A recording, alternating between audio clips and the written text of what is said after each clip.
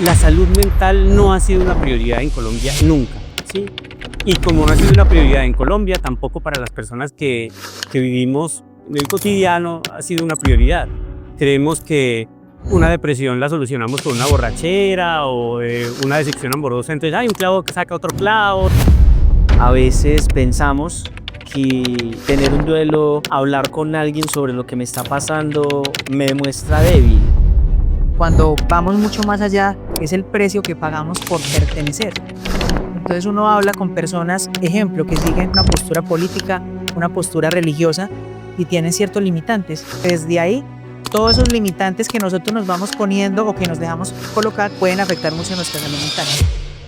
En este nuevo episodio de Perspectivas Podcast vamos a hablar un poco de temas de salud mental y para ello tenemos tres super invitados. Tenemos a Alex Grajales, un amigo de hace muchísimos años, quien es psicólogo y además trabaja en el sector educativo. También tenemos al profe Iván, que también trabaja en el sector educativo, pero además es filósofo y psicólogo. Y también tenemos a Gerardo Morales, quien es estudiante de psicología y es cofundador de un proyecto muy interesante en temas de salud mental aquí en el municipio. Gerardo, profe Alex, muchas gracias por estar en Perspectivas Podcast, por aceptar la invitación. Gerardo, empecemos a hablar un poco del proyecto Psicología Vida Sin Límites, de dónde nace, cómo se le ocurre la idea o por qué, o algún día usted dijo, voy a hacer un programa de psicología. Bueno, Yamir, muchas gracias primero que todo por la invitación. Darle también un saludo a todas las personas que nos ven y a mis dos compañeros. El proyecto de Psicología Vida Sin Límites nació por una iniciativa propia. Lo fundé en el mes de marzo del 2024. Yo creo que a veces las cosas se dan. Estaba tomándome un café con 4 personitas que en su momento pues muy cercanos. Les comento la idea de a través de mis estudios como en psicología iniciar un proyecto donde pudiéramos, digamos, acercar todos estos temas acerca de salud mental a la gente, que pues desafortunadamente todavía en el 2025 la gente sigue pensando que ir al psicólogo es para los locos y todavía cantidades de situaciones que se presentan. Entonces de ir compartiendo todo lo que estaba aprendiendo y también pues esa historia de vida, porque la persona que ustedes ven acá tuvo muchísimos inconvenientes como todos los podemos tener, pero venía de un proceso donde pues había pasado de pesar 128 kilos a estar en 84 y quería compartir a través de esa historia de vida de que pues los límites muchas veces nos los ponemos nosotros. Y esas personas en su momento me acompañaron, empezamos a tocar puertas y pues al día de hoy, ya 1 año y medio después, hemos dado más de 12 charlas, las damos mensualmente, creamos contenido, damos videos, obviamente todo desde el amor y desde el respeto. Nunca hemos querido reemplazar una consulta de psicología como tal, sino que lo que hemos querido es brindar un acompañamiento y pues me siento muy satisfecho de todo lo que se ha logrado construir. Profe, ¿cómo percibe, por ejemplo, usted la importancia de un programa como estos en la sociedad actual? Bueno, una de las cosas que me parecen más importantes de que existan este tipo de programas es que el acceso a consulta psicológica es muy escasa, sobre todo en estratos 1, 2 y 3. No sé si lo habrá notado, el costo de la consulta es algo que no está al acceso de todo el mundo. Y además de eso, como no es una prioridad, hay otras prioridades para poder sacar el dinero y hablamos no solo de gastos familiares, sino de diversión, ¿cierto? La salud mental no ha sido una prioridad en Colombia nunca, ¿sí? Y como no ha sido una prioridad en Colombia, tampoco para las personas que vivimos en el cotidiano ha sido una prioridad. Creemos que una depresión la solucionamos con una borrachera o una decepción amorosa, entonces hay un clavo que saca otro clavo, ¿cierto? La música. Es la música o otras cosas que terminan siendo una especie de placebo, ¿sí? Algo que de pronto desvía un poco la atención y evita que nosotros pasemos o superemos esos procesos y nos quedamos anclados a ellos durante mucho tiempo. Alex, ¿usted qué piensa?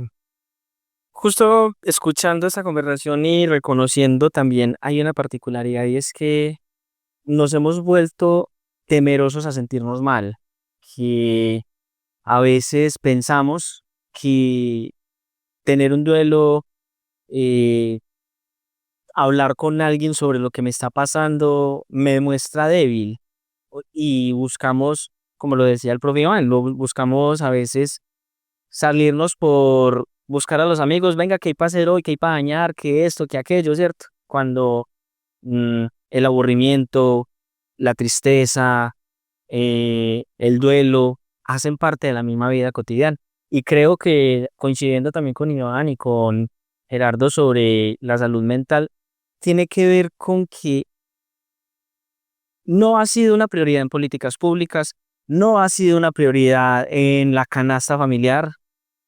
Cuando estaba en la universidad recuerdo que una de las profes nos decía es que en Argentina, por ejemplo, parte de la canasta familiar tiene que ver con salud mental y se iban al otro extremo. Voy a vender un carro y voy al psicólogo para saber qué es lo que tengo que hacer en esa venta de ese carro, ¿cierto? Entonces, eh, aunque somos sociedad latinoamericana, también distamos mucho en ocasiones de qué prioridades tenemos y en este caso para nuestra salud mental. Bueno, y hablando como un poco de eso, hay un tema, es la normalidad psicológica, ¿cierto? Profe, ¿qué podría significar ese tema de normalidad psicológica? Bueno, hay algo que me parece interesante y es la etimología de la palabra normal, ¿cierto? Viene del latín que significa normal. Bueno, le cuento la historia de la palabra. Los carpinteros romanos tenían una escuadra hecha de madera que tenía los 90 grados precisos, ¿cierto? A esa escuadra se le llamaba regla. Pasó a convertirse en la norma y la norma resultó ser normal, es decir, el que sigue la regla o el que sigue la norma. Pero, ¿qué es entonces normal? Lo normal depende siempre de la cultura, del momento histórico, de la corriente religiosa que esté como, en este momento, como marcando la época, ¿cierto? De la geografía, de muchos aspectos. Así que dar una generalidad de lo que es normal no es posible, a menos que nos ubiquemos en un espacio geográfico con sus limitaciones geográficas, un espacio cultural, histórico, ¿cierto? Tendríamos que mirar muchos aspectos para definir dentro de ese contexto qué es lo que se entiende por normal, qué sería seguir la norma. ¿Qué sería? Eso me recuerda mucho un texto de Michel Foucault de la historia de la locura en la época clásica y tiene que ver con lo normal en la época. Un color de ojos distinto era categorizado como la, desde la demoniología o un comportamiento distinto. ¿Y qué pasaba con el anormal? Barco y pa... Era malo, claro, sacado de la sociedad. De la época. Claro, cómo nacieron, por ejemplo, los hospitales psiquiátricos. Y tiene que ver con qué hacemos con el anormal. Y ahí nos vamos, entonces, ¿qué hacemos con el que no encaja en sociedad? Y me gustaría complementar diciendo que ahí es donde vemos que muchas personas tienen miedo a mostrarse tal cual como son. Y yo hace poco tenía la oportunidad de hablar con una chica del colegio que tenía su cabello larguísimo y decidió cortárselo y se veía bien, pero ella tenía miedo porque la estaban señalando de que, digamos, no pertenecía y que tenía un comportamiento diferente. Y yo creo que lo bonito de todo esto es mostrarnos tal cual como somos, que podemos ser muy vulnerables, pero a la vez también podemos ser muy mágicos. Hay algo que me parece también muy interesante, es que vivimos en un mundo donde hay muchísima diversidad y precisamente se hace más notorio con las redes sociales. Y me encuentro con mucha frecuencia gente que buscando ser diferente termina siendo del montón que trata de ser diferente y se convierten igual a un grupo, ¿cierto? Y esa búsqueda de diferencia es lo que al final los convierte en lo mismo, ¿cierto? Como gremios. Ahí nos vamos. Podríamos hablar ahí, por ejemplo, de las culturas, ¿cierto? O sea, no la cultura hablándole en términos de tradiciones y esa parte artística, cultural, sino en temas, por ejemplo, las culturas urbanas. ¿Eso encaja ahí o no encaja? Claro, el tema de pertenencia a grupos y lo asocio también con el tema de cultura, así es. A veces, eh, en nuestra juventud, por ejemplo, recuerdo mucho que unas culturas suburbanas de el punkero, el skinhead, Los emo. los emo, ciertaleros, raperos, metaleros, y hoy uno lo analiza y no existen de la misma manera.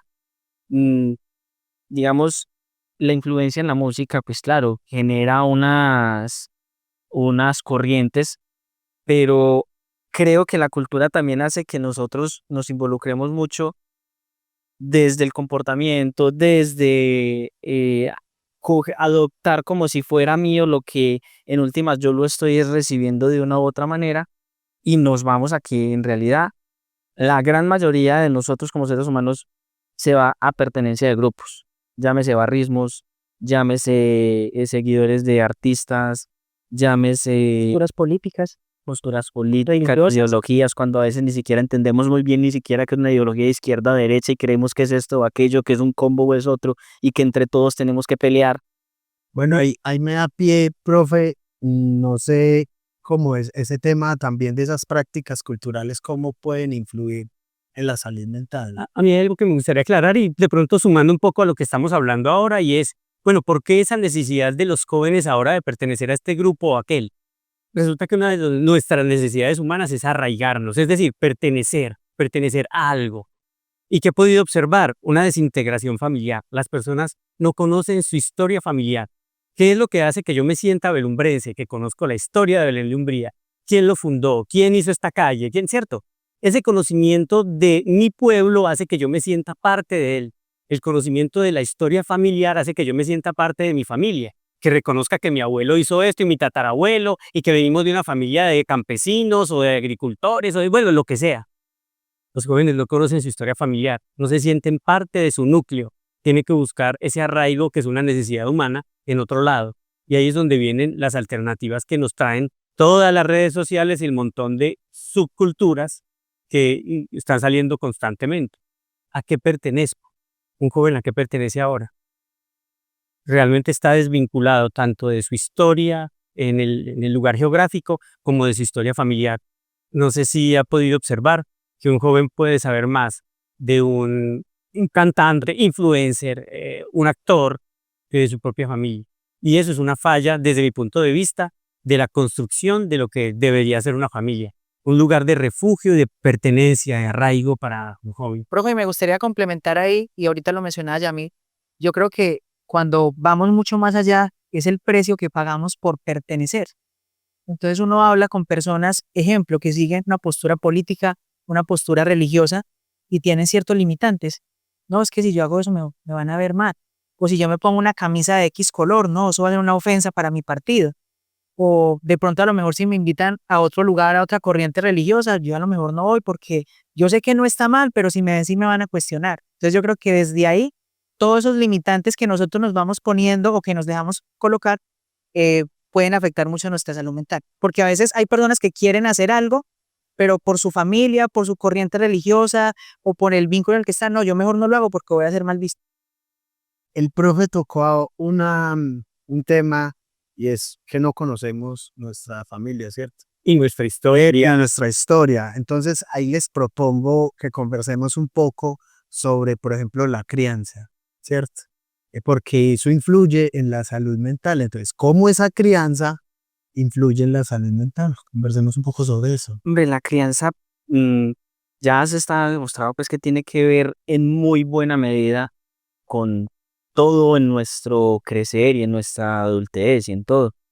Elementos tan importantes como la primera infancia. Si yo me pongo a pensar, yo no me acuerdo de nada cuando yo tenía 3, 4, 5 años, o de 5 a 1 aquí otro episodio. Pero esos procesos de socialización que yo tuve en esas edades de las cuales yo no me acuerdo, estructuran buena parte de lo que yo puedo hacer ahora en la interacción con los demás, hasta en la alimentación. De en cómo me alimentaba yo a esa edad tiene que ver con que yo sufra o no sufra, digamos, enfermedades gastrointestinales. Todo el valor que tiene la crianza para la edad adulta es gigantesco. Y la crianza para los padres, eso no viene de un manual de cómo criar mejor un hijo. Todo tiene que ver con situaciones y cómo resuelvo esas situaciones. Entonces, para mí la crianza, bueno, y está pues es documentado que la crianza es fundamental para lo que queremos que suceda en el adulto. Bueno, y con respecto a la crianza, me gustaría aportar es sobre el legado. Es decir, cuando nosotros pertenecemos a un núcleo familiar, el legado es esa herencia no material que me está dejando mi familia. Anteriormente eso estaba muy claro. Inclusive tan claro que no sé si lo han observado con algunas personas. En mi familia todos somos muy honrados o somos muy trabajadores. Es que en mi familia, y hay una característica, un rasgo específico. Honramos la palabra. Claro, la palabra. Muy de esta, muy de esta. Pero ¿qué es lo que observo ahora? Que no existe un legado que se le esté heredando a los jóvenes porque el núcleo familiar está desintegrado. Cuando yo tenía una crisis, ¿a quién acudía? Voy a buscar a mi abuelo. El abuelo ya no está. Voy a buscar a mi padre, pues el padre ya no está. Y mi mamá tampoco. Entonces, en el proceso de crianza se ha sustituido la figura de los abuelos, de los tíos y todo esto por un aparato electrónico, ceros, el celular. Cuando yo me acerco al dispositivo tengo un problema. No tengo ni idea qué es lo que está viendo mi hijo. Entonces, ¿qué es lo que realmente él está aprendiendo? ¿Cómo hago yo como padre o madre de familia para transmitir los valores? Tiene que ver precisamente con el contacto. Es decir, Más. con el compartir. Además, agreguémosle a esto que hay un término que nace de nativos digitales, que quienes no crecimos desde muy pequeños con estos aparatos tecnológicos, probablemente no vamos teniendo las mismas habilidades que van teniendo los niños que están creciendo y que saben encontrarle la trampa en el dispositivo telefónico a lo Por que... ejemplo, yo soy un nativo, un migrante digital. Exacto. Y entonces, justo yo lo conversaba con unas madres hace poquito y tenía que ver con cómo intentar tener también un control. La crianza tiene que ver también con los límites. La crianza no es yo quiero tener un niño feliz, entonces feliz es que pueda hacer lo que quiera, ¿cierto? Reconocimiento de límites, de norma, de unos elementos, De roces. de roles. Padre e hijo no es padre amigo, ¿cierto? Y el padre tiene que ser también quien, padre o madre, ¿cierto? Tiene que ser también quien a veces sea el malo de la historia para el niño, pero es que es necesario. Y eso tiene que ver con aprender con el tema de estos dispositivos y cómo tener unos límites claros allí. Nada. Y me gustaría complementar que, o sea, si bien lo decías, no hay un manual de instrucciones para la crianza de un nuevo ser. Cuando uno habla con personas jóvenes que, digamos, tienen conciencia y son responsables, es un desafío muy grande. Y lo vemos en las cifras, que cada vez nacen menos personas en este lado del mundo. Si nos vamos a África, pues ya es otra historia. Pero el rol que está tomando la tecnología con la crianza de los hijos. Entonces, muchas veces en esa hiperproductividad, entonces tú dices, no, pues le entrego el celular a mi hijo para que vea TikTok, para que se entretenga viendo un videojuego. O sea, y los niños están desarrollando una agilidad tremenda que a veces hasta uno se sorprende, pero entonces, ¿qué precio estamos pagando por eso? Por todo lo que estaban mencionando. Y yendo mucho más allá, ya estamos viendo que, pues, desafortunadamente, lo hablábamos ahorita, muchos niños que ya, pues, no saben correr, que ya no saben qué es interactuar, jugar a la lleva, al escondite, lo que, digamos, nosotros, pues, nos tocó como tal. Entonces, es un precio muy alto que se está pagando. Algo que también me parece importante tiene que ver con la nutrición, pero hablando no la nutrición afectiva. Eh, no sé si habrán escuchado de un documental que se llama Las habitaciones de la muerte o El inconveniente de ser niña. Son documentales que me parecen muy interesantes para analizar algo, y es que si nosotros no recibimos el afecto necesario en nuestro proceso, en nuestras etapas de crecimiento, morimos. Y resulta que el afecto se da con la atención, el afecto se da con el contacto físico. Y si un padre y una madre no tienen ese contacto, no están nutriendo a ese hijo, ¿cierto? Y no están nutriendo las relaciones que ese hijo va a tener cuando vaya a crecer con otros seres humanos. ¿Hacia dónde vamos a llegar con seres humanos desnutridos emocionalmente? Es indispensable también el cumplimiento del rol. El rol da firmeza, ¿cierto? Orienta en el camino. Es una pauta, una guía y un ejemplo a seguir. Si no existe eso, esa lejanía va a hacer que el niño no tenga un referente de conducta, un referente ético, un referente moral, ¿sí? ¿De qué manera, por ejemplo, esas experiencias de crianza moldean la salud mental ya, por ejemplo, de nosotros como adultos, ya del adulto? ¿De qué manera moldea más o menos? O sea, esa crianza, ¿de qué manera repercute en la salud mental ya del adulto? De acuerdo pues a su modelo de crianza. Partamos, por ejemplo, de lo que ya se hablaba ahorita de cuál es el legado familiar. Si perdemos un legado familiar, uno puede ser el tema de la honestidad. La honestidad puede ser vista como un valor, pero también como es que en esta casa no se coge algo si no se tiene en cuenta que debemos saber que se cogió. Un ejemplo, difícilmente vamos a tener en un niño que crece en un proceso de estos que se esté llevando cosas. Realmente la estructura familiar es lo que a nosotros nos vuelve ciudadanos, que compartimos un espacio, compartimos unas legislaciones, compartimos un sistema de normas, compartimos con los demás. Nosotros aquí no estamos solitos. Y parte fundamental es el hogar. A veces le damos esa tarea a una institución educativa, le damos esa tarea al hogar infantil, cuando realmente es en la familia, en ese vínculo afectivo, al docente, le damos la tarea al docente, o muchas veces ahora se le está dando la tarea también, por ejemplo, a los docentes de deporte, ¿cierto? Porque es el tiempo libre de los niños, pero se llevan allí. Y ahí se nos viene otro tema que el profe Iván, en algún momento conversando con él, tenía que ver, y es que creemos que el aburrimiento es malo para los niños. Y entonces, en la mañana, que lo va a traumar, que en la mañana va a estar en el colegio, usted sale a las 2 de estudiar, entonces a las 3 se tiene que meter a baloncesto, a las 5 a teatro, a las 7 en música, y yo no sé a qué horas va a hacer las tareas, pero tiene que mantener ocupado. Cuando gran parte de la creatividad humana nace del aburrimiento, en los momentos en los que, bueno, pensemos en algo. Y la gerencia de cosas, por ejemplo, tiene que ver en espacios donde quien gerencia un proyecto están en un proceso de pensamiento, de reflexión, y esto tiene que salir por este lado. Entonces, a veces sí nos vamos también como que en la crianza, nos vamos a unos límites en los cuales si lo mantengo ocupado es porque está siendo productivo, es porque está aprendiendo muchas cosas, porque está en deporte, porque está haciendo cuanta cosa exista para no aburrirse. Bueno, y dentro de la crianza hay espacios que me gustaría poder rescatar, y es que anteriormente todos los días habían espacios sagrados de unión familiar. El almuerzo era con toda la familia o la cena con toda la familia. Y eran espacios que se aprovechaban para poder compartir, interactuar, inclusive discutir situaciones en las que aspectos éticos o morales se revelaban. Y el padre podía contar su anécdota o la forma que él consideraba correcta, y eran las herramientas que le quedaban a los hijos o nos quedaban a nosotros. Si esos espacios se pierden, el legado nunca se va a dar porque el niño no va a tener ningún referente, sí, y tampoco ninguna figura de autoridad. Así que una de las cosas que me parece importantísima de rescatar ahora es lograr hacer esa ritualidad diaria. Y esa ritualidad nos da la introspección de convencernos que esto es mi legado familiar. Pero eso se está perdiendo un poco, Gerardo, también por el tema de los celulares, de toda esta tecnología ahora. Porque en muchos casos, inclusive me ha pasado a mí, que me he sentado a comer con mi familia y la niña me dice, papá, suelta el celular, ¿cierto? Y sentido vergüenza. Porque claro, la niña diciéndome que suelte el celular cuando haría yo sé. Y te cuento una anécdota. A mí me pasó lo mismo, pero con mi mamá. Y yo como que me voló la cabeza. Yo decía, mi mamá, o sea, que es mi referente, y yo le regalé un celular como para comunicarnos. Y un día estábamos comiendo y ella estaba dele y dele al celular. Y yo como, párele, compartamos, ¿cierto?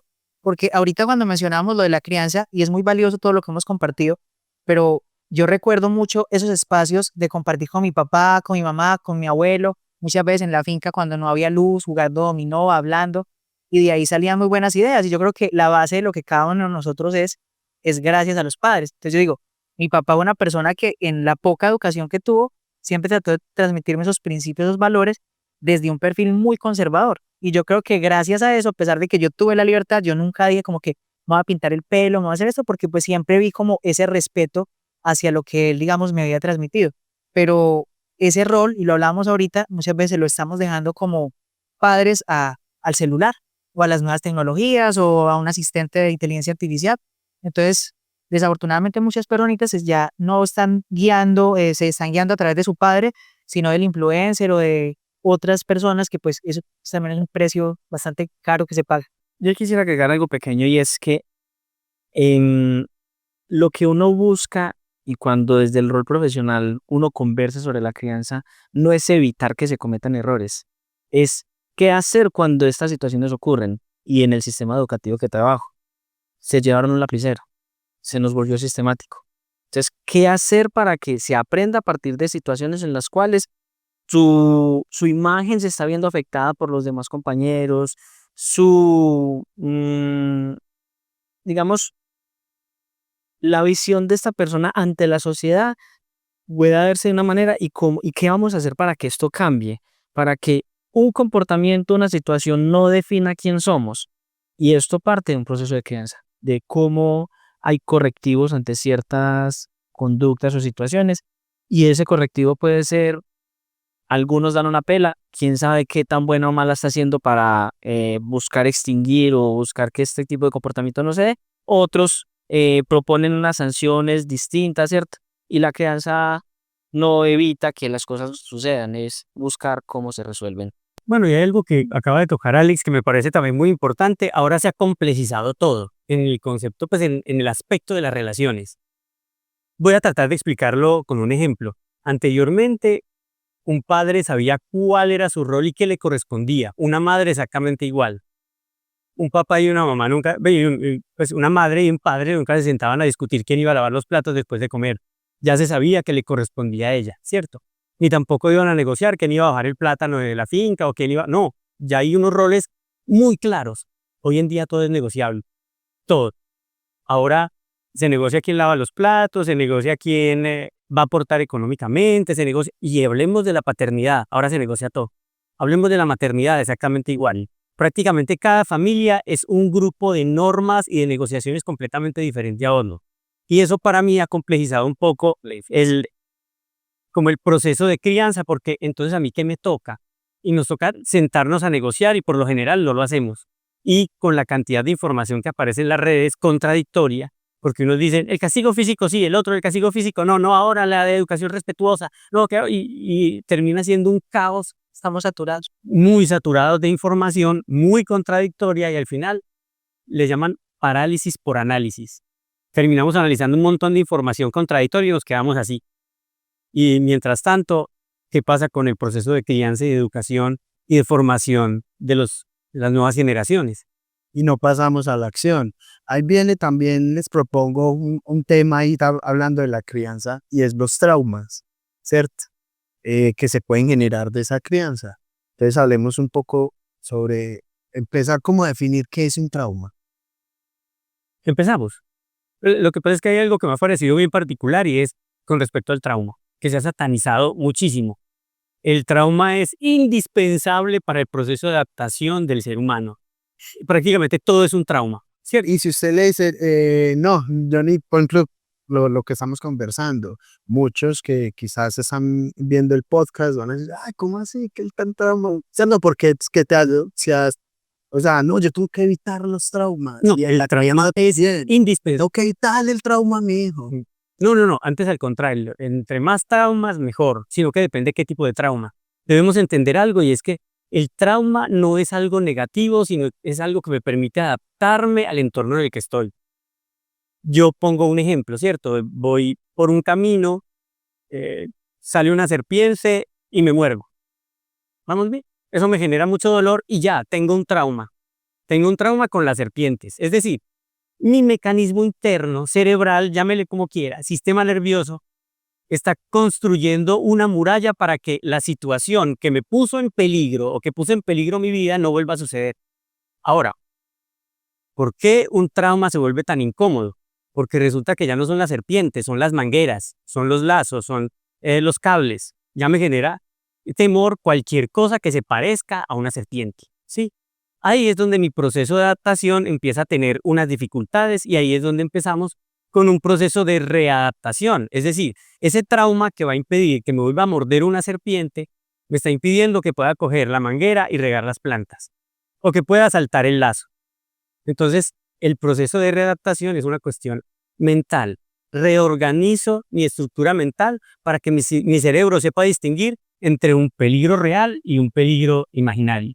¿Sí? Y estos traumas nos pueden llevar a fobias, por ejemplo, ese tema de miedos. Lo recuerdo mucho teniendo en cuenta como uno de una de las corrientes en psicología que tiene que ver con lo cognitivo-conductual y es una aproximación sistemática y controlada. ¿Qué es una aproximación sistemática y controlada? Que esa serpiente de la que hablaba Iván, yo por lo menos ya tengo una capacidad de verla en una pantalla, cuando en otras ocasiones, aún viéndola en la pantalla, empiezo a tener unas sensaciones de hiperventilación, de respirar de manera agitada, ¿cierto? Entonces, empezar a reconocer que es un ambiente controlado y que empezar a tener aproximaciones hace que le baje yo a todo este tema de la activación conductual, fisiológica también, y pueda controlar mejor lo que sucede en mí cuando estoy en una exposición y pueda actuar mejor. Porque resulta que nosotros cuando estamos en situaciones de riesgo, muchas veces tenemos dos caminos que son opuestos, huida o parálisis. Y si yo estoy con una serpiente que está ahí, que me va a morder o que vence a morder, y soy del lado de la parálisis, ahí quedé. Entonces, a veces es necesario muchas del avance en la psicología que a veces nos aporta para, digamos, salir adelante de situaciones que fueron creadas en ciertos eventos traumáticos. Claro, y yo creo que es bueno, complementando lo que ustedes dicen, ya cuando lo vemos desde el rol del adulto, es muy valioso hacer el ejercicio, de pronto todas las personas que nos ven, de reconocer nuestros traumas. Lo que decía el profe, quizás algunos tienen más traumas que otros, pero yo creo que es vital reconocerlos y empezar a crear la hoja de ruta para mirar cómo nos vamos a enfrentar. No es como decían en el ejemplo, listo, está la serpiente, entonces voy a que me pique otra vez, no. Pero sí empezar a buscar, porque desafortunadamente uno en el día a día conoce personas que se casaron con su trauma. Entonces, no, yo le tengo trauma a las arañas, pero no, yo no las puedo ver ni en pintura. Entonces, yo creo que no es quedarnos ahí, buscar esas alternativas, esas estrategias, y por qué no de la mano de un profesional, no quedarnos ahí porque al final terminamos pagando un precio muy alto, y pues lo vemos en el día a día cuando vemos pacienticos que van a consulta, que van buscando ayuda y que pues entender que lo que de pronto le genera un trauma a una persona, a otra no. Entonces tampoco cuestionar, porque yo conozco personas que un trauma por una gallina y veían una gallina y salían corriendo. Entonces yo creo que es de no quedarnos con el trauma. Precisamente les iba a preguntar eso y escuchando a Gerardo, porque muchas personas nos están viendo y tal vez identifican ciertos traumas, entonces se estarán preguntando, bueno, pues, ¿qué hacer con eso? ¿Cuál es el paso siguiente? ¿Cuál es el paso que debo dar para empezar, digamos, a sanar, pues, digamos, sanar como palabra, pero como a manejar ese proceso mucho mejor? La superación del trauma es un proceso de readaptación, ¿sí? ¿Cómo me doy cuenta si mi trauma me está limitando? ¿Cómo me doy cuenta que lo debo tratar? Yo creo que esto es muy importante. Tenemos un montón de traumas que nos han liberado, un montón de accidentes. Pensemos en un niño que está aprendiendo a cortar camangos o caña con un cuchillo, ¿sí? Y se da cuenta que si corta al lado de él, ¿cierto? Es muy peligroso porque ya me corté una vez. Seguramente nunca más va a volver a pasar. Ese trauma que tuve con la cortada del cuchillo pelando el mango me enseñó que lo debo cortar en otra dirección, ¿sí? Eso es algo que Fue beneficioso. muy beneficioso, ¿cierto? Pero entonces, ¿cómo me doy cuenta yo que el trauma debe ser tratado? Cuando limita mi capacidad de acción en el mundo, mi capacidad de adaptación en el mundo laboral, familiar, personal, cuando mis estados emocionales me llevan a estados de insatisfacción, de dolor, de angustia.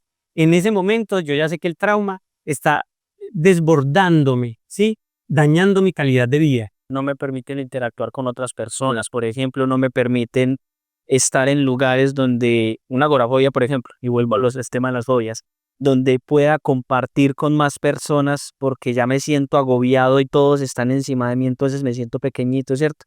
Es ahí donde la afectación que está teniendo uno, pues claro, le va generando que no logre conseguir un empleo, no logre durar en un empleo, no logre salir de la casa, no logre hacer muchas cosas que en una vida o en su vida cotidiana podía hacer o que le está afectando para desenvolverse socialmente. Bueno, ahí como pasando a un tema, no sé si es parecido en medio de mi ignorancia en temas psicológicos, porque también ahora y la vida está llena, por ejemplo, de duelos, ¿cierto?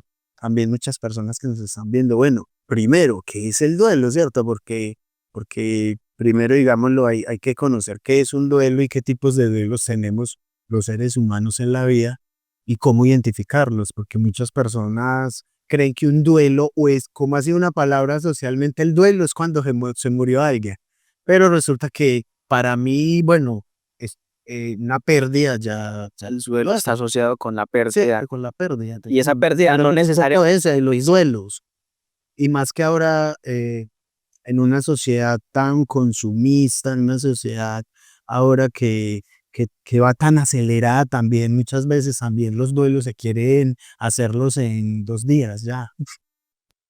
Y de hecho, peor aún, hay mucha gente que está satanizando vivir un duelo cuando es un proceso totalmente normal y necesario. yo sobre el duelo pues, o me he planteado algo y es que nosotros evolutivamente no estamos preparados para vivir un duelo en la sociedad actual y tecnológica que vivimos. Tiene que ver, por ejemplo, se muere un ser querido.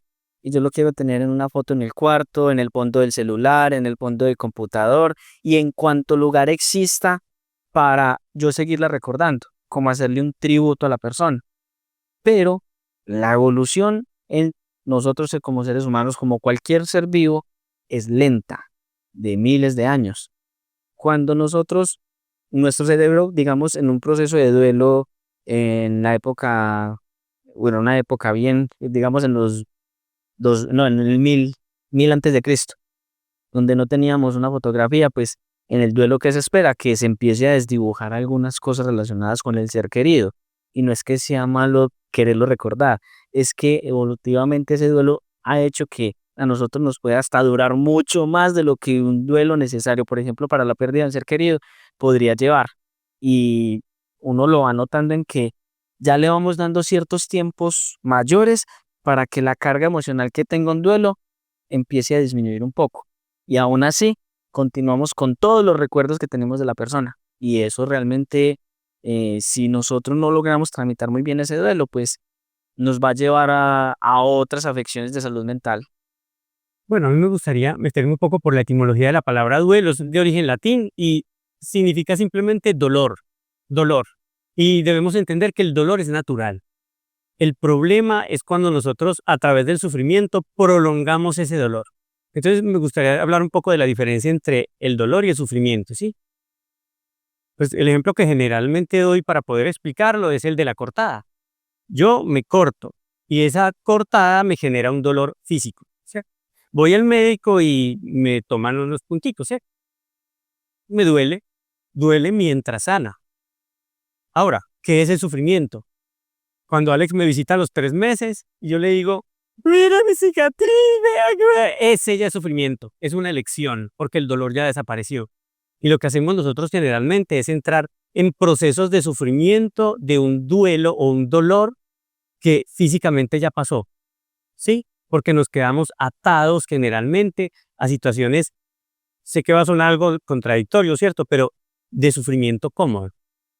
Un sufrimiento que al final nos termina dando una identidad. Soy quien sufre, el que merece el consuelo, sí. Y quedarnos estancados ahí puede durar toda la vida. Pero igual, todo proceso de duelo, igual que la cortada, tiene sus tiempos naturales donde tal vez dejen una cicatriz, pero recordemos que la cicatriz genera una capa mucho más gruesa y resistente cuando pasa su proceso de sanación. Lo mismo sucede psicológicamente. En la medida en que pasamos y pasamos y pasamos duelos, nos vamos haciendo más fuertes. Y esos duelos son totalmente naturales hasta que los llevamos al campo del sufrimiento. Y yo creo, profe, que también ahí es importante mencionar que muchas personas a veces no se atreven a soltar. Entonces uno ve personitas que siguen aferradas, y lo mencionabas ya a mí, a los videos de ese recuerdo de esa persona que falleció hace 2, 3, 4 años. Y en estos días veía algo que pues, era sorprendente. Hoy habíamos hablado mucho de tecnología, pero es una realidad. A través de una inteligencia artificial empezaban a alimentar una base de datos, ejemplo, con los audios de mi mamá.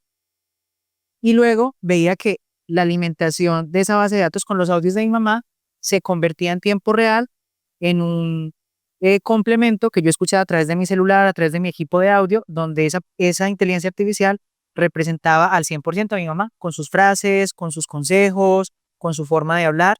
Y pues hasta qué perjudicial puede llegar a ser esto. Por ejemplo, la persona muere, pero tú la sigues teniendo cerca en tu celular, en todos tus dispositivos, entonces nunca te atreves como a soltarla. Y eso se vuelve muy contraproducente y pues de alguna manera alimenta ese sufrimiento durante muchos años. Entonces, o sea, hoy en día tenemos mucha tecnología, pero si no la sabemos utilizar, el impacto negativo en la salud mental es grandísimo. Hablemos un poco de, bueno, cómo acompañar un duelo, ¿cierto? O sea, una pérdida. Porque pues estamos hablando de que se murió un ser querido, pero también, por ejemplo, a mí, yo tuve un amigo que una vez lo dejó una novia, y entonces ahora recapitulo, definitivamente él hizo el duelo, le dolió, pero se quedó en el sufrimiento, porque pasaron 2 años y se refugió en el alcohol, ¿cierto? E inclusive yo me lo encontré, ya no me gustaba encontrármelo porque diario era no algo, y diario habla de lo mismo, de lo mismo, de lo mismo, ¿cierto? Que cómo me dejaron contar la historia 1000 veces. Nunca lo soltó. Eso, 2 años, o sea, ya está en el tema del sufrimiento. Entonces, pero entonces, ¿cómo acompañar a una persona que está viviendo un duelo? Para mí la palabra clave está en lo que acaba de decir, acompañar. Solo es acompañar. Cuando hay un proceso de duelo, de manera natural él se va superando, pasa por unas etapas, unas un poco más dolorosas que otras. Pero ¿qué puedo hacer yo desde afuera?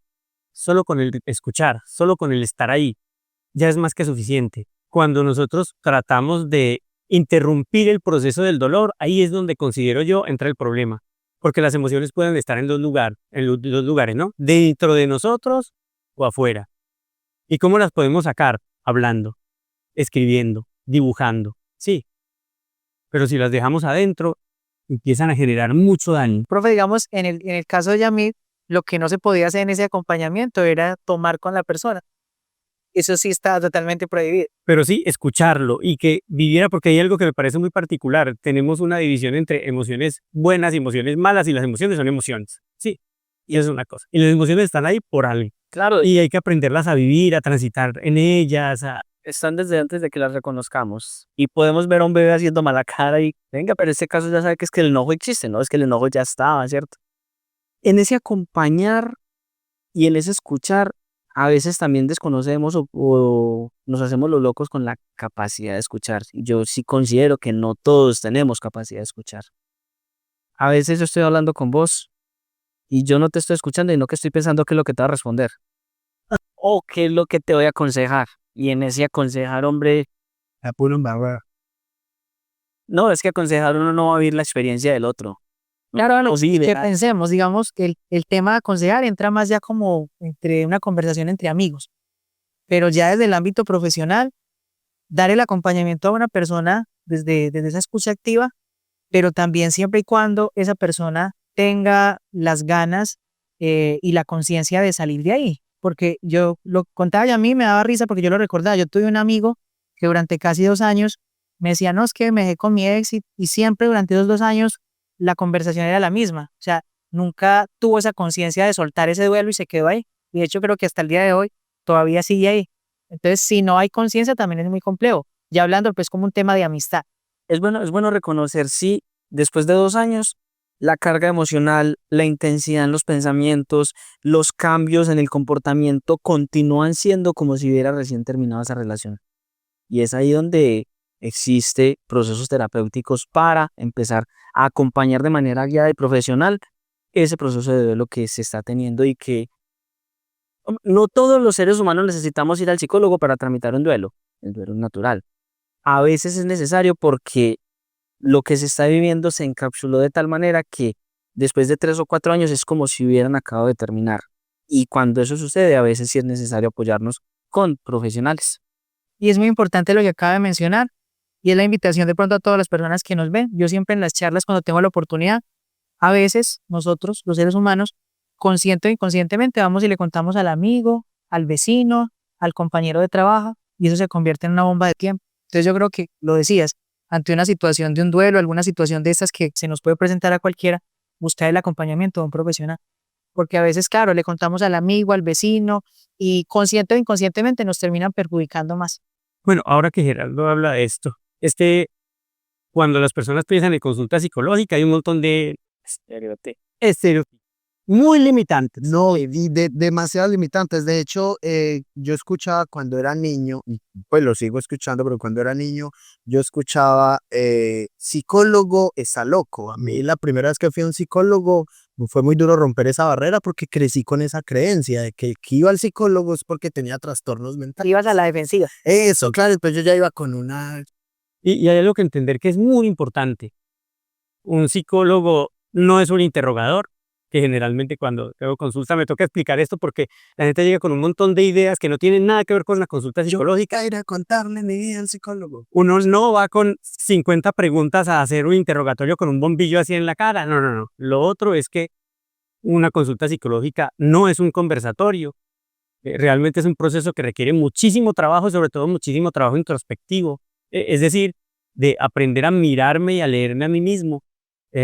Tampoco es una consejería. O sea, las personas quieren que uno les diga hacia dónde deben direccionar su vida cuando uno no es experto, ¿cierto? Pues me refiero a experto en la vida del otro, ¿no? Uno realmente lo que trabaja en una consulta psicológica es un montón de herramientas para que Michel Foucault decía que la filosofía era como una cajita de herramientas. Entre más herramientas tengo en mi caja, más posibilidades tengo de salir victorioso en una situación. Esta llave no me sirvió, entonces usemos esta otra, y si esta otra no, entonces esta, hasta que una encaja.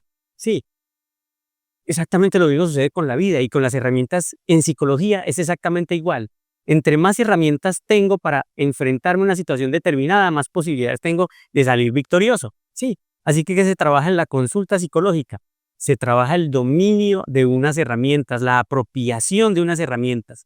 Y, y yo voy a una consulta psicológica con la idea de que simplemente voy a charlar. No tiene ningún sentido. Realmente es un proceso que requiere compromiso y trabajo duro, ¿cierto? Y a veces dolor. Y mucho dolor, sí. Y reconocer, porque a veces no reconocemos. Y también hay muchas personas que van a una consulta de psicología y creen que con ir a una consulta de psicología se solucionaron todos los problemas. Precisamente hablando de eso, de ese tema, pues de ir al psicólogo, de todos los prejuicios que hay todavía frente a eso y a las personas, pues se les habla por ejemplo, uno puede decir, yo soy en un acompañamiento psicológico, ay, porque está loco, ¿cierto? Etcétera, etcétera. Hablando de eso un poco, pasemos a hablar un poco no, del amor propio, porque eso también eh, va ahí en el tema de buscar ayuda profesional, va en el amor propio. Pero también el amor propio se construye desde lo individual o también desde la forma que nos ven las demás personas. ¿Quién empieza? Yo quiero conversar algo sobre ese amor propio y tiene que ver con los autos. Autoestima, autoconcepto.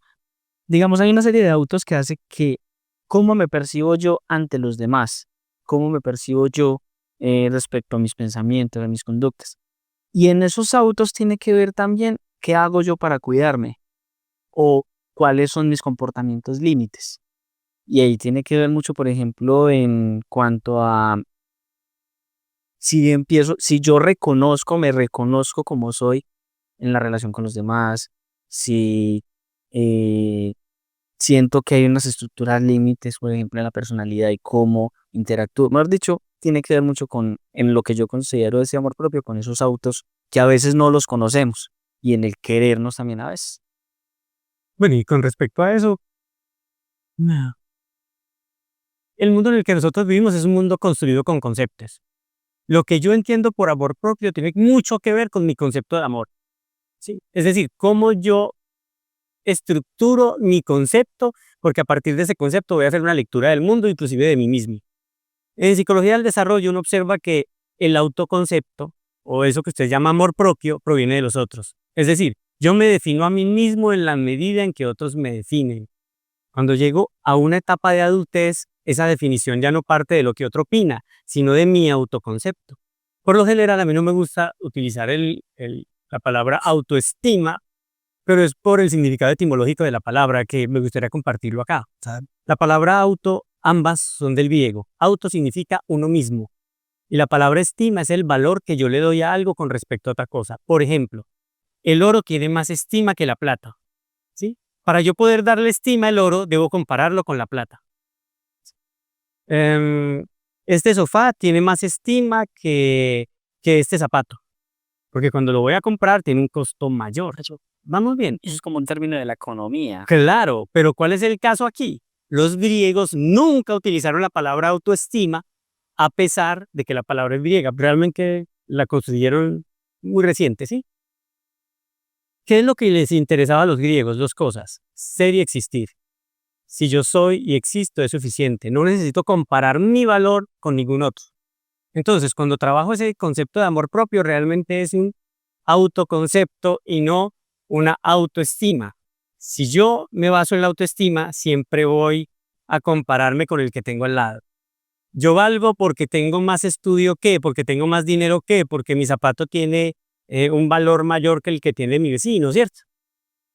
Hay una historia que a mí me gusta mucho y siempre la cuento porque para mí muestra la importancia de no tener autoestima. Y es la historia de Diógenes jugando con calabras en el cementerio. No sé si la han escuchado alguna vez. No. La historia cuenta que Diógenes el cínico, les aclaro, Diógenes estaba desnudo con un palo y un cuenco. Cuenta la historia alguna vez que vio a un niño tomando agua con las manos y dijo, ay, si él puede también vivir sin un cuenco, y yo también, y botó el cuenco. Sí. Recuerden que los cínicos era la escuela de los perros. Entre más imito la vida de un perro, más feliz soy. ¿Sí? Cuenta entonces la historia que Diógenes estaba jugando con unas calaveras en el cementerio. Y Alejandro Magno, que era el hijo del rey de Macedonia, el hombre más rico y poderoso de su tiempo, observa a Diógenes jugando con esas calaveras. No sabe qué es lo que está haciendo. Le dice, Diógenes, ¿qué haces? Diógenes lo mira y se da cuenta que es Alejandro Magno, Alejandro el Grande. ¿Y saben qué hizo? Siguió jugando con las calaveras. Y le dijo, estoy buscando la calavera de tu padre, pero no la distingo de la de un esclavo. Y esa historia a mí me parece genial porque yo pienso, si Diógenes hubiera tenido autoestima, hubiera mirado a Alejandro Magno y hubiera dicho, uy, armadura de oro, yo no tengo nada, y seguramente hubiera ido a besarle los pies. Sí. Ese es el problema de darnos un valor con respecto a algo que hay afuera. Cuando yo me defino a mí mismo, lo que hago es poner por encima de la definición que otros me den mi propia definición. Por eso me parece tan importante enfocarlo desde ahí, no desde la autoestima. Profe, entonces podríamos decir que ese amor propio, según lo que nos acabas de decir, es como ese valor que nosotros mismos nos damos ante los demás, teniendo en cuenta que hoy tenemos una gran problemática, y lo hablábamos ahorita, la gran comparación que constantemente estamos teniendo.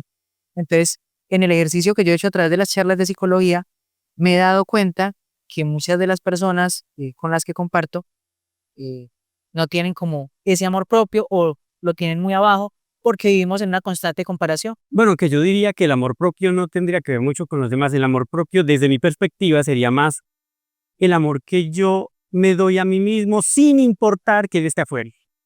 Pero digamos, en el mundo actual, consciente e inconscientemente, sí influye el entorno. El ejercicio de estar A veces nos afecta bastante. Es que yo creo que ese ejercicio comparativo nace también de los conceptos que tenemos de lo estético, lo bonito, lo que Que nos estamos quedando con eso, atractivo. desafortunadamente. Entonces, existe esa autoestima comparativa, pues que precisamente no es lo que uno quisiera, pero que hace que me sienta mal porque aquel no tiene el gordito que yo tengo por acá. Me sienta mal porque aquel no tiene esas entradas que estoy teniendo por acá, ¿cierto? Y Y ahora hay un y ahora hay un fenómeno con el tema de la tecnología y las redes sociales, y es que los chicos quieren imitar o quieren ser igual al influencer, al que quieren tener, imitarlo en su forma de vestir, etcétera, precisamente. Claro, y que de hecho comercialmente siempre nos vende un prototipo de persona ideal para ya El tema económico. hace muchos años. y hace muchos años. Eso nos venden el prototipo, por ejemplo, la Barbie era un prototipo de mujer, ¿cierto? ¿Cuántos años? El Ken, otros, El chico de Marlboro. el chico, Claro, esas propagandas relacionadas, por ejemplo, con el consumo. Y no alcanzamos a imaginarnos el impacto y todo el trabajo que hay detrás de esas propagandas que constantemente vemos y que obviamente, pues digamos, en nuestra época lo veíamos en la televisión. Hoy en día hasta un niño de 5 años lo está viendo en su pantallita. sí. Ahora hablemos un poco, para ir finalizando esa conversación, de un tema que hablo, pues, entre comillas, está de moda, es porque ya son conceptos que escuchamos más de seguido, y es ansiedad y estrés. Metámosle Me depresión. gusta y depresión. Me gusta mucho porque el profe nos define esas palabras y yo creo que es importante saber y definirlas para saber, bueno, de dónde vienen, qué es. Porque digo que están de moda es porque por donde uno pasa la gente es estoy estresada, tengo ansiedad, esa canción me estresa. Quite eso que me estresa, o sea, ahora escucho no estrés, no me hable que estoy estresada, no quiero ir porque tengo ansiedad, estoy ansioso, no voy al paseo porque eso me estresa. Hablemos como un poco. Bueno, el estrés es una palabra también relativamente nueva y es un concepto de física. Estrés, bueno, viene del inglés, significa presión. ¿Sí? Entonces, en física, estrés era la presión que se le hacía a un material y qué tanta presión podía resistir. Se pasó a términos psicológicos y ya se habla de estrés. Lo mismo la depresión, La depresión. que viene siendo términos físicos. Pero Claro. entonces, ¿qué nos estresa? Todo lo que nos genera presión, cualquier cosa que nos genere presión. Pero ¿cuál es el problema? Volvemos a lo mismo con la satanización, ¿no? Volvimos el estrés algo muy negativo cuando el estrés es algo que realmente nos impulsa a. El problema cuál es? Que llegamos a niveles de estrés o de presión que no se habían visto antes. Son muy nuevos. Y lo otro es que la mayoría de niveles de estrés que se ven ahora son imaginarios. El compromiso que yo tengo y que me he impuesto yo por llenar las expectativas de el que encuentro en las redes sociales o de lo que se supone yo debería, con ese montón de deberías que nos cargamos y no nos lo impone nadie, nosotros mismos nos lo imponemos. Cuando tenemos ideales imposibles, ya sean ideales intelectuales, físicos o de cualquier otro tipo. Laborales, Sí. económicos. Y unos prototipos que al final se vuelven inalcanzables, ¿cierto? Y que nos llevan de más presión y de insatisfacción porque nunca vamos a estar a sentirnos suficiente para nada ni para nadie.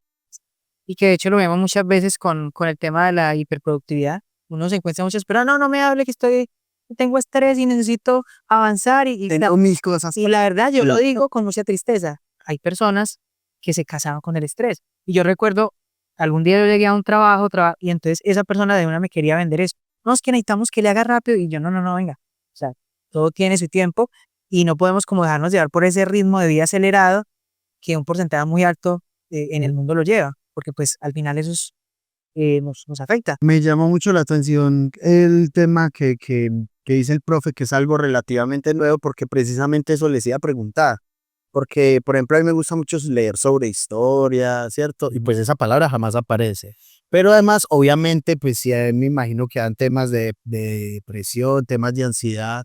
Pero digamos, ¿por qué en muchos relatos históricos y en muchas crónicas no se toca el tema?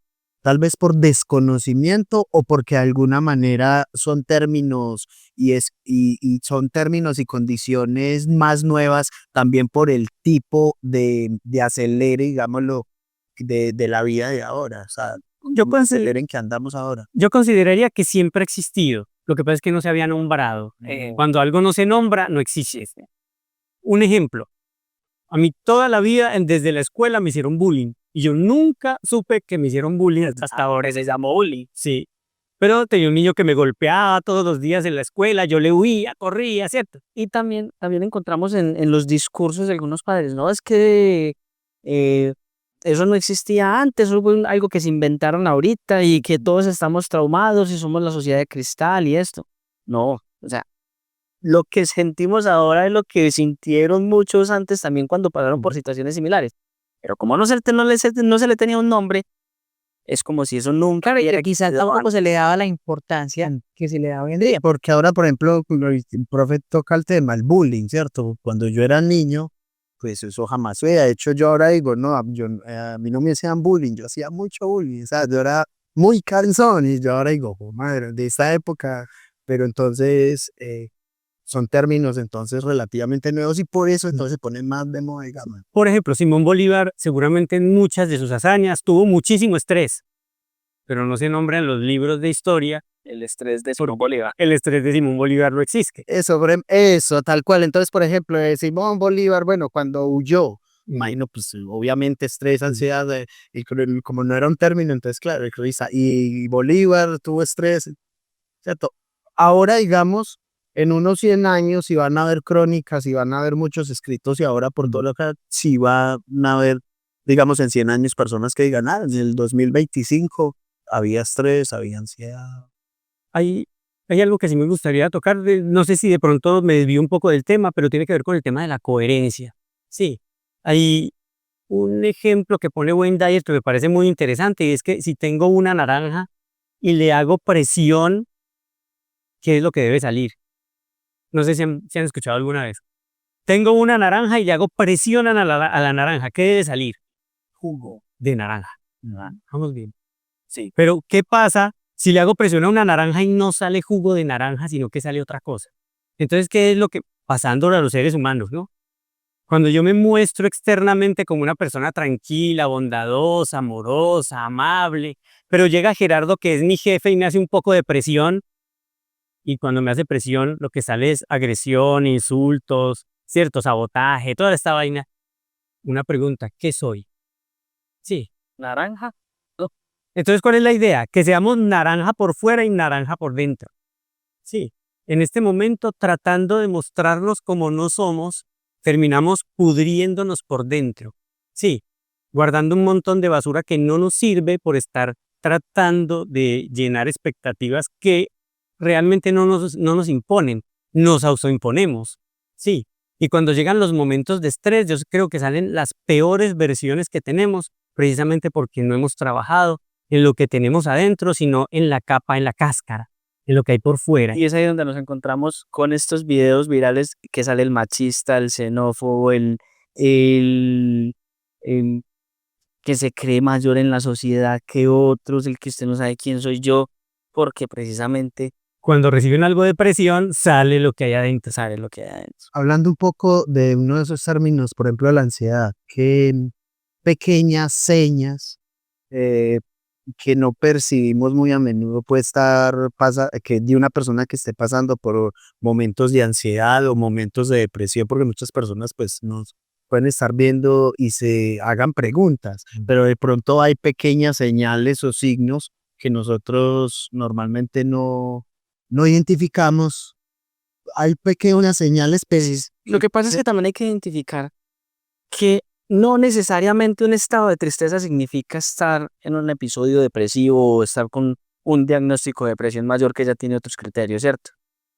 No estar agitado por la entrega de un trabajo hoy a las 12 de la noche significa que es un criterio de ansiedad para que yo de aquí en adelante ya sea diagnosticado como una persona con ansiedad. Entonces, es en términos de tiempo, de frecuencia, cuánto está afectando mi vida cotidiana y cuánto me está afectando también con las relaciones con la sociedad, con los demás, con mi familia, con mi pareja, donde ya empezamos a identificar si de verdad es ansiedad o depresión o estrés, o si simplemente es parte de nuestra adaptación a la vida cotidiana que estamos teniendo. Que de hecho, Alex, tomando el ejemplo que tocaba el profe Iván, por más naranja que uno sea, por más tranquilo, va a haber un momento donde sí o sí va a sentir esa ansiedad, ese estrés, porque somos seres humanos. Y algo que usted habla ahora con respecto al diagnóstico, ya lo habíamos hablado detrás de cámaras, pero yo tengo unas dificultades con el diagnóstico. Y le cuento por qué. Es que hay unos protocolos que se deben seguir y una secuencia, ¿cierto? Lastimosamente en Colombia no hay una regulación clara con respecto a cómo se debe hacer realmente un diagnóstico. Sí, se supone que es algo interdisciplinar. Primero debo pasar por un médico general que debe descartar algunos factores como desnutrición o falta de algunos elementos en mi cuerpo, ¿cierto? Que pueden generar un déficit de atención. Un tema, por ejemplo, hablando de la depresión y cuánto esa depresión no necesariamente es una depresión, sino que es un síntoma de algo relacionado con la tiroides. Que, por ejemplo, que es uno de los criterios diagnósticos. Entonces ya diría, el médico general pasaría a un endocrinólogo. Que va muy del acompañamiento. Sí. Luego podría pasar a un psiquiatra o un neuropsicólogo, ¿cierto? Para al final poder acompañar el tratamiento psiquiátrico en este caso con la terapia psicológica. Pero lastimosamente el sistema de salud, seguramente tratando de ahorrarse unos pesitos, lo que hace es saltarse todos esos protocolos y llegan a unos diagnósticos casi al ojo. O sea que si tuviéramos un protocolo real, igual unos 2 años para que me diagnostique. Porque el sistema está también entre sí. Y teniendo en cuenta además la utilidad del diagnóstico, es que la utilidad del diagnóstico es poder hacer un protocolo, un tratamiento que yo con el que voy a poder medir la efectividad de acuerdo a ese criterio que me dieron, ¿cierto? Ese diagnóstico es una brújula, y sucede igual que en la medicina. Un médico mira como, digamos que unas señales y puede diagnosticar una posible enfermedad. Hace un tratamiento, a veces funciona, a veces no, entonces toca hacer más exámenes para llegar a otro diagnóstico que luego me va a llevar a otro tratamiento. Entonces el diagnóstico es una brújula que me da un norte, pero no es donde yo me debo quedar anclado para justificar situaciones, y pero también lo habíamos hablado en otra Que ocasión. digamos, Yamir, que, o sea, llegar a ese diagnóstico es un proceso que realmente debería ser muy articulado. ¿Por qué se lo menciono? Yo trabajo en un hospital y pues lo mencionamos también ahorita detrás de cámara. Es muy triste y uno entiende que hay personas que pues tienen un diagnóstico, necesitan un acompañamiento, unos medicamentos ya de por vida, pero da mucha tristeza cuando hay personas que se casan con el diagnóstico. Entonces, siempre todos los inconvenientes, las barreras que tienen el día a día, los justifican en el diagnóstico. No, es que yo sufro de ansiedad, entonces yo ya no puedo, ya me quedo acá. Yo tengo ataques de pánico, entonces ya mi vida no puede ser totalmente normal. Y yo creo que ese es uno de los mensajes que me gustaría dejar hoy a todas las personas que nos ven. No nos casemos con un diagnóstico, tratemos de superarlo, obviamente a través de un acompañamiento, porque cuando hablamos de salud mental y cuando hablamos de enfermedades, si nos casamos con un diagnóstico y nos quedamos ahí, va a ser muy difícil. A veces vemos el diagnóstico como el punto de llegada cuando debería ser el punto de partida. Si es un buen diagnóstico, ¿qué vamos a hacer con esto? Cambiar hábitos alimenticios, cambiar estilo de vida, tratamiento médico y evaluar la efectividad del tratamiento médico. Entonces, no, es que yo ya tengo ansiedad, listo, ahí llegué. Porque eso va a empezar, como lo decía Gerardo ahorita, eso va a empezar a justificar toda mi existencia. Pero venga, listo, tengo ansiedad. ¿Qué voy a hacer con esta ansiedad? Crear una hoja de ruta. Y otra cosa gravísima, el autodiagnóstico. Ay, Que me he encontrado en varias ocasiones con personas que me traen diagnósticos bombásticos, así, todas. Si él le dio ese tu diagnóstico, apellido tenga ese diagnóstico. ChatGPT. Incluye hasta el código. Claro, eso es ¿Del DM5 o del CIE10? bien complejo porque cuando yo me caso con un autodiagnóstico también estoy justificando un montón de limitaciones que seguramente van a ser también limitaciones autoimpuestas. Y que su día a día se va a limitar en base a ese diagnóstico. No, ya no puedo hacer esto porque ese diagnóstico prácticamente me cerró las puertas. Y no es un punto de llegada, sino realmente un punto de partida, como lo decía Alex. Bueno, ya para terminar, qué le quieren decir a las personas que nos están viendo respecto al tema de salud mental o lo que quiera? Yo digo una cosa, si en el podcast llegaron hasta este momento del video es porque están interesados en su salud mental. Si están interesados, hagan cosas que les satisfaga, que no le hagan daño a nadie, pero pues que puedan disfrutar la vida. Yo creo que la salud mental parte del disfrute de la existencia humana en este ratico que tenemos. Sí. Bueno, yo creo que primero agradecer a todas las personas que vieron este podcast. Yo creo que todos aprendimos. Yo creo que una de las cosas más bonitas que hay en la vida es compartir e interactuar y pues compartir con personas que uno quiere, que son del municipio, que tanto le aportan a buscar esa mejoría en temas de salud mental. Es muy bonito. Y pues de parte del proyecto de psicología como fundador, decirles que, como bien se dice, o sea, vida sin límites, que dejemos de lado esos límites y que tratemos de buscar cosas que nos enriquezcan. Y obviamente tener en cuenta que a veces invertimos para ir al gimnasio, a veces invertimos para darnos la rumbita el fin de semana, en ropa cara, pero que también invirtamos en nosotros. Y no solamente en salud mental, es muy importante ir al psicólogo, pero regalarnos ese tiempo, regalarnos ese espacio, volver a compartir en familia, conectar con la naturaleza, o sea, tantas cositas, esta semana lo hablaba, tantas cositas que se pueden hacer muchas veces sin dinero. Volver a nuestra esencia, yo creo que es vital, y pues decirles que de parte mía, de parte del proyecto, están las puertas abiertas, hacemos charlitas mensuales y ojalá que las personas que nos ven nos puedan acompañar. Y muchas gracias, Yamid, y a todas las personas por habernos brindado este espacio. Bueno, y para terminar, a mí sí me gustaría hablar un poco del concepto de salud y que no nos dividamos, aunque es muy bueno hacerlo para poder como, digamos que partir disciplinas de estudio y técnicas y todo esto, pero la salud es una salud integral. Así que en la medida de lo posible busquemos estilos de vida que nos permitan estar emocionalmente estables, estar mentalmente enfocados, estar físicamente saludables, espiritualmente conectados con la divinidad o no sé cómo lo dicen, con la espiritualidad, ¿cierto? Son simplemente nombres para, digamos que definir cosas, ¿cierto? Pero busquemos una integralidad y eso implica también tener relaciones sanas con nuestra familia, con los amigos, relaciones sociales saludables y la relación con nosotros mismos, que la debemos cuidar muchísimo. Nuestras emociones, nuestros pensamientos, que realmente son la herramienta que nos va a permitir tener enfoque en nuestra vida. Si no tenemos esa claridad mental, ese equilibrio emocional, el resto de cosas se van a perturbar. Somos al final un reflejo de lo que tenemos dentro.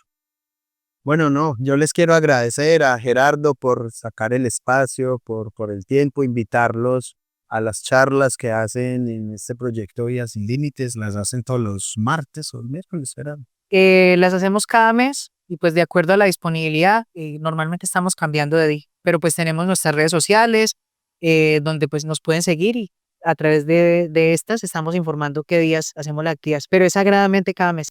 Dice Gerardo, muchas gracias por estar en este espacio. Profe, muchas gracias. Gracias a la ubicación. Si alguien atiende consultas, si alguien le está interesado, tenemos de pronto un número por si alguien se está viendo el podcast. Yo sé que muchas personas van a decir, pues madre, se van a cuestionar.